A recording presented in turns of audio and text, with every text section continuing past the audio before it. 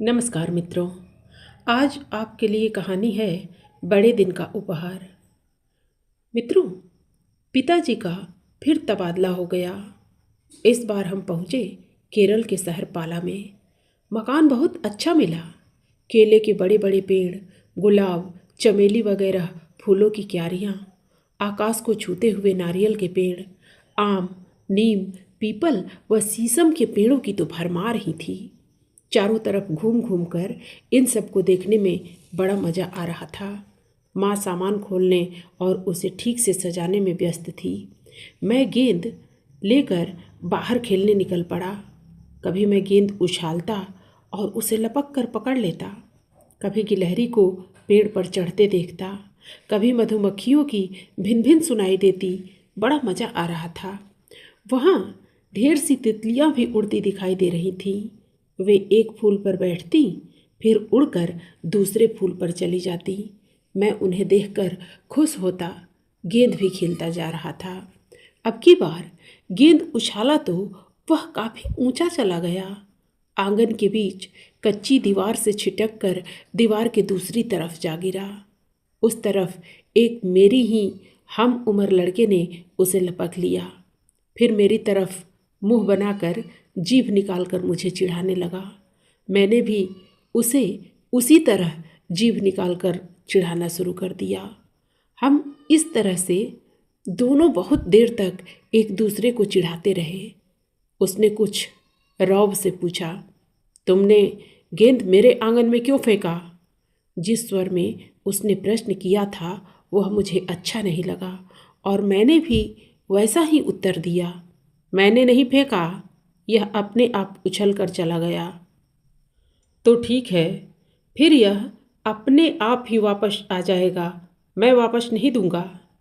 कैसे नहीं दोगे? मैं छीन लूँगा। छीन कर देखो। मैं छलांग लगाकर दीवार के उस तरफ कूद गया।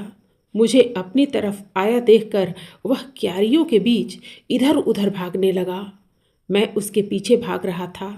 10 मिनट की भाग दौड़ के बाद आखिर मैंने उसे पकड़ ही लिया। दोनों का सांस फूल रहा था। हम दोनों चुपचाप घास पर बैठ गए। जब जरा सांस आया तो मैंने ही चुप्पी तोड़ी। मेरा नाम रमण है, टॉमस कहकर उसने मेरी तरफ अपना हाथ बढ़ा दिया। हम लोगों ने हाथ मिलाया। दोनों में दोस्ती हो गई और फिर खूब गहरी छनने लगी। हम दोनों साथ साथ खेलते, साथ ही खाते पीते, साथ साथ शरारतें करते, कभी कभी तो आपस में लड़ भी पड़ते, लेकिन फिर जल्दी ही दोस्ती हो जाती। यहाँ तक कि रात हम दोनों को दुश्मन प्रतीत होती थी, क्योंकि हमें ज़बरदस्ती अलग करके सोने के लिए भेज दिया जाता। ऐसा न किया जाता तो शायद हम रात को भी इकट्ठे सोते। टॉमस ने ही मुझे बड़े दिन के बारे में बताया। अपने साथ क्रिसमस मनाने का निमंत्रण व दावत दी। मैं भी क्रिसमस का इंतज़ार करने लगा। कब दिसंबर आए, कब बड़ा दिन मनाया जाए, कब बढ़िया बढ़िया कपड़े मिले, स्वादिष्ट खाने की चीज़ें मिले और दोस्तों के बीच सेखी बघारने का समय मिले। बीच में टॉमस कुछ उखड़ा उखड़ा सा रहने लगा। मुझे उसमें अचानक हुआ परिवर्तन अच्छा नहीं लगा। मैंने उसके कपड़ों पर मिट्टी फेंक दी ताकि वह मेरे साथ लड़े, लेकिन वह बस मुस्कुराता रहा। मैंने उसे पत्थर मारा, उसके लगा और वह छटपटाया भी, लेकिन उसने पलट कर मुझे मारा नहीं। बस केवल यही कहा, काश मैं भी तुम्हें इसी तरह मार सकता। मैंने चिढ़ा कर कहा, तो फिर मारो ना, तुम्हें मारने से कौन रोक रहा है? यही तो मुश्किल है। अगर मैं अच्छा बच्चा नहीं रहा तो सांता क्लॉज मुझे क्रिसमस का उपहार नहीं देंगे। मेरा एक उपहार चला जाएगा। मैंने झट से पूछा, क्या मुझे भी सांता क्लॉज से उपहार मिलेगा? हाँ, लेकिन अगर तुम भी शरारतें छोड़कर अच्छे बच्चे बनो तो। सांता क्लॉज केवल अच्छे बच्चों को उपहार देते हैं। अगर तुमने शरारत की तो वे नाराज हो जाएंगे। टॉमस और मैं दोनों ही भले बालक बनकर रहने लगे। माता पिता की हर बात मानते, कोई शरारत न करते, गिलहरियों को तंग करना भी बंद कर दिया। आपस में झगड़ने का सवाल ही नहीं रहा। हम बस धड़कते दिलों से क्रिसमस का इंतज़ार कर रहे थे। कब क्रिसमस समाप्त हो और हम भी अपनी शरारतें आरंभ करें। आखिर वह दिन आ ही गया। 24 दिसंबर को मैंने अपने सबसे बढ़िया कपड़े पहने और टॉमस के घर पहुंचा। उसने चारों तरफ की हुई घर की सजावट दिखाई जो टॉमस के पिता श्री जैकब और स्वयं टॉमस ने की थी। पेड़ों पर छोटे छोटे बल्ब चमक रहे थे और छोटे छोटे तोहफे रंगीन कागजों में लिपटे धागे से बंधे थे। मोमबत्तियां जल रही थीं। बड़ा ही सुंदर दृश्य था। आंगन में एक कटहल का पेड़ सजा हुआ था। हम सांता क्लॉज की बाट देख रहे थे। टॉमस ने अपने पिता से पूछा, सांता कब आएगा? हम सांता के लिए अधीर हो रहे थे।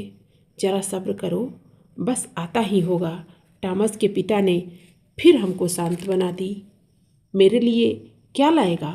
नए नए कपड़े, अच्छी अच्छी मिठाइयाँ, चॉकलेट और सुंदर सुंदर खिलौने। मेरे लिए भी? मैंने पूछा। उन्होंने कहा, हाँ बेटा, तुम्हारे लिए भी। जरा धीरज रखो। अचानक मिस्टर जैकब चिल्लाए, वह देखो फादर क्रिसमस, तुम्हारे प्यारे सांता क्लॉज, वह देखो वे आ रहा है। हमने घूमकर कटहल के पेड़ की तरफ देखा। एक दाढ़ी वाला बूढ़ा धोती कमीज पहने मुस्कुराता हुआ आसमान से नीचे उतर रहा था। उसके कंधे पर एक भारी झोला लटक रहा था। इसी झोले में हम सबके लिए कपड़े, मिठाइयाँ व खिलौने भरे होंगे। हमारे चेहरे खिल उठे। वह धीरे धीरे नीचे उतरा। हम उत्तेजित हो उसकी तरफ लपके। सांता क्लॉज ने बड़ी भर्राई हुई लेकिन मीठी आवाज़ में कहा, आओ बच्चों, क्रिसमस मुबारक हो, क्रिसमस मुबारक। क्या आपको जुकाम है सांता? आपकी आवाज़ इतनी भारी हो रही है। टॉमस ने पूछा। हाँ बेटा, तो हमारे डॉक्टर को फौरन दिखाओ, वह एक इंजेक्शन में तुम्हें ठीक कर देगा। हमारे डॉक्टर साहब बड़े अच्छे हैं। एक बार मुझे जुकाम हुआ था तो उन्होंने मुझे बस 2 दिन में ठीक कर दिया था। शुक्रिया बेटा, मैंने और टॉमस ने एक साथ पूछा। अच्छा, हमारे उपहार कहाँ हैं? सांता क्लॉज ने मुस्कुराकर अपना झोला नीचे रखा। जरा हाँफते हुए कहा, बड़ा भारी है ना, जरा सांस ले लूँ तब खोलता हूँ। तो तुमने कुली क्यों नहीं कर लिया? फिर तुम्हें यह भारी झोला न उठाना पड़ता। टॉमस ने पूछा। नहीं बेटा, अपने प्यारे बच्चों के उपहार मैं खुद ही लाना चाहता था ना, इसमें मुझे थकावट नहीं होती, मज़ा आता है। अच्छा ठीक है, पर हमें दिखाओ ना, क्या लाए हो हमारे लिए? अच्छा तो लो, कहकर सांता क्लॉज ने झोले में से एक एक पैकेट निकालकर हम दोनों को थमा दिया। मैंने सांता क्लॉज को धन्यवाद दिया, लेकिन टॉमस का ध्यान कहीं और चला गया था। उसने धीरे से मेरी कमीज पकड़कर खींची। मैंने उत्सुकता से उसकी तरफ देखा। उसने कहा, जरा उधर देखो, सांता की नाक पर तिल है ना? तो क्या हुआ? मैंने पूछा। अरे, मामा की नाक पर भी तिल है। यह कहकर टॉमस झट सांता क्लॉज से जा चिपटा और पूछने लगा, ए मामा, तुम भगवान के एजेंट कब से बन गए? सांता जोर से हंसा, फिर अपनी दाढ़ी उतारी। अरे, यह तो सचमुच टॉमस के मामा ही थे। मैंने पूछा, मामा, यह उड़ना कहाँ से सीखा? मामा ने कहा, मैं कहाँ उड़ सकता हूँ भला? टॉमस ने कहा, क्यों? अभी तो आसमान से उड़कर नीचे आए हो।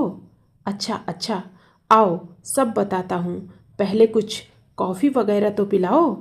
मामा हमें कटहल के पेड़ के पास ले गए। वहाँ 2 शाखों पर रस्सियाँ झूल रही थीं। ऊपर 2 आदमी उन्हें पकड़े बैठे थे। मामा उन्हीं रस्सियों पर लटक कर नीचे आए थे।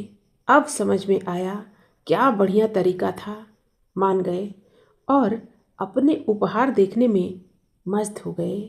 मित्रों, फिर मिलते हैं अगली प्रस्तुति में नई कहानी के साथ।